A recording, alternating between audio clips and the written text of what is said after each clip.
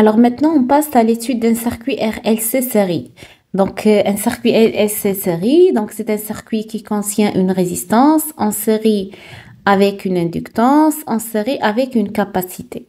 Alors, en régime sinusoïdal, qu'est-ce qu'on a? Donc, on a U de T égale à la résistance fois I de T plus L d de I de T sur dt plus 1 sur C, l'intégrale de I de T dt.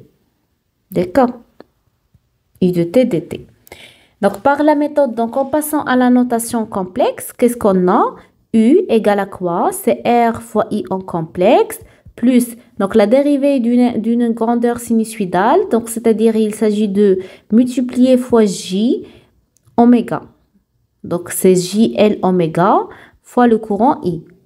Et l'intégrale, donc c'est divisé sur J oméga. Donc, J1 sur J, c'est oméga fois le courant I.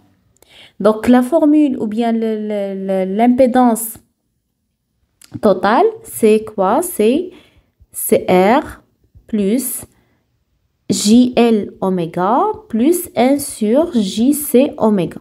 D'accord? Donc, voilà l'impédance totale d'un circuit RLC série. Ou bien, je peux écrire CR plus J facteur de L oméga moins 1 sur C oméga. Voilà. Et bien sûr, la tension U, c'est la somme, ou bien c'est UR. U égale à quoi normalement? C'est UR plus UL plus UC. D'accord? Alors maintenant, je vais déterminer le module de Z. À quoi est égal le module de Z? Ça va être égal à racine carrée de R au carré plus L oméga moins 1 sur C oméga, le tout au carré. Et aussi, je peux déterminer l'argument. L'argument, c'est quoi? C'est phi, ou bien c'est l'arc tangente. L'imaginaire, les voies XL moins XC sur R. Ou bien c'est L oméga moins 1 sur C oméga sur R. Et voilà, je peux déterminer Z, son module, Z exponentielle G phi. Voilà l'expression de Z. Alors, je passe à la représentation Fresnel.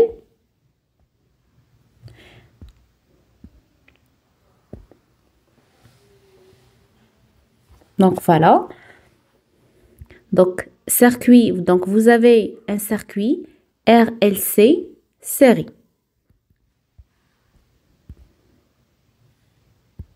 Voilà. Alors, je vais supposer que le courant, il est à l'origine des phases. C'est égal à I, racine de 2, sinus oméga t. D'accord? Alors, je vais tracer sur le plan XY. Donc, voilà. Ou bien le repère XY, le courant I. Donc, je vais commencer par le courant I. Et ici, donc I vecteur. Ici, je dois supposer que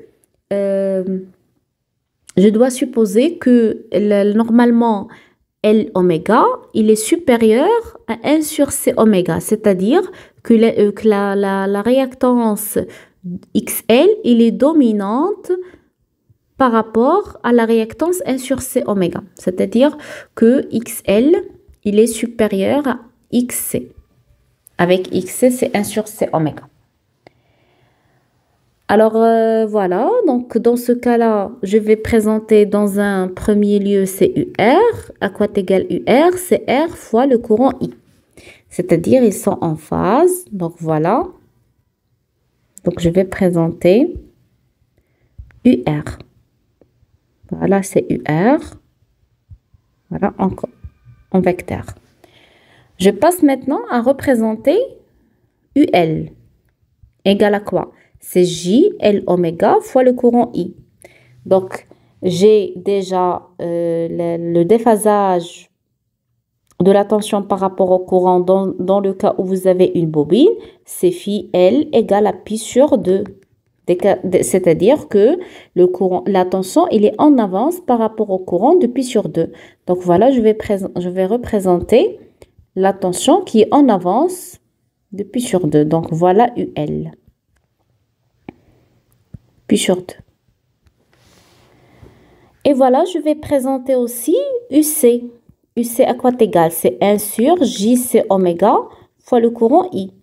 Déjà, on a montré que, alors voilà, c'est 1 sur C oméga fois le courant I exponentielle moins J pi sur 2. C'est-à-dire quoi? C'est-à-dire que la tension, il est en retard par rapport au courant de moins pi sur 2. Ou bien la courant, il est en avance de pi sur 2 par rapport à la tension.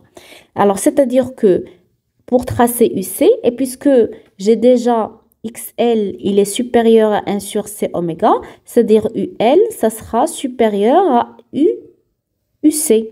D'accord? Alors, c'est-à-dire, je vais présenter, donc voilà, C moins pi sur 2. Et voilà, c'est UC qui est en retard par rapport au courant I de moins pi sur 2. Maintenant, donc, je vais tracer la tension U. La tension U, c'est quoi? C'est UR plus UL plus UC. D'accord? Donc, UR plus UL, ça va donner un U', par exemple. Voilà. Et U' avec UC, ça va donner... Voilà. Donc, c'est la tension U. Donc, je peux représenter la tension U soit par cette méthode-là, ou bien on fait la translation. Alors, c'est-à-dire que, alors, je commence par, alors, le repère XY. Je commence à tracer le courant I. Voilà, le courant I. Et vous avez RI. Donc, c'est RI. Voilà. Donc, je vais tracer UL. Donc, je vais commencer par là pour tracer UL. Voilà, UL. Soit vous commencez par là, c'est la translation, ou bien par là. Donc, c'est un déphasage de pi sur 2. Voilà, pi sur 2. Et je vais aussi tracer, donc au lieu de commencer ou bien de représenter UC par là, ou bien à l'origine des phases, je vais le représenter, je vais faire une translation de là à là, c'est UC.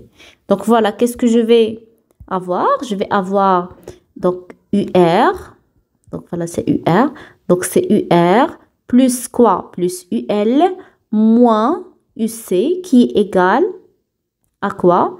À U. Donc, c'est la même chose. Donc, c'est la même représentation.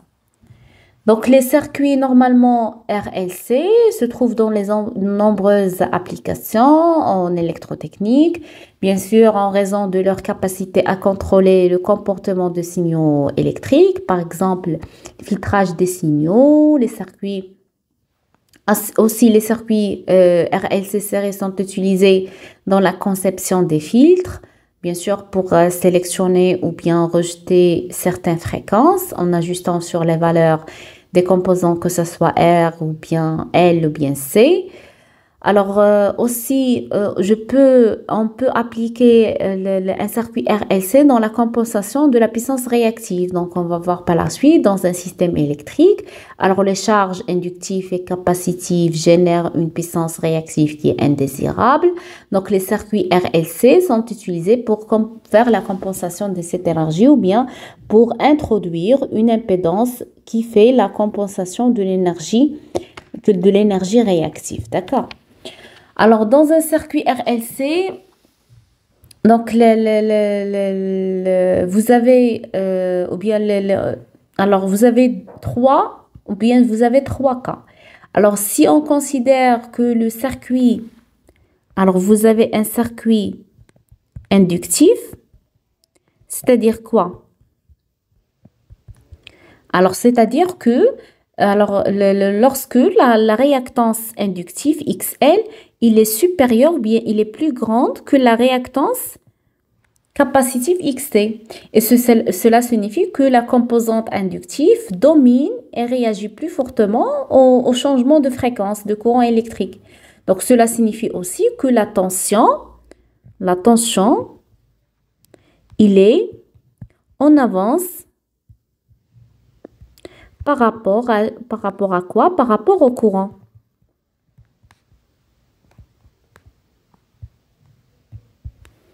Voilà. Donc, c'est-à-dire que le déphasage, il est positif. Voilà, le déphasage, il est positif.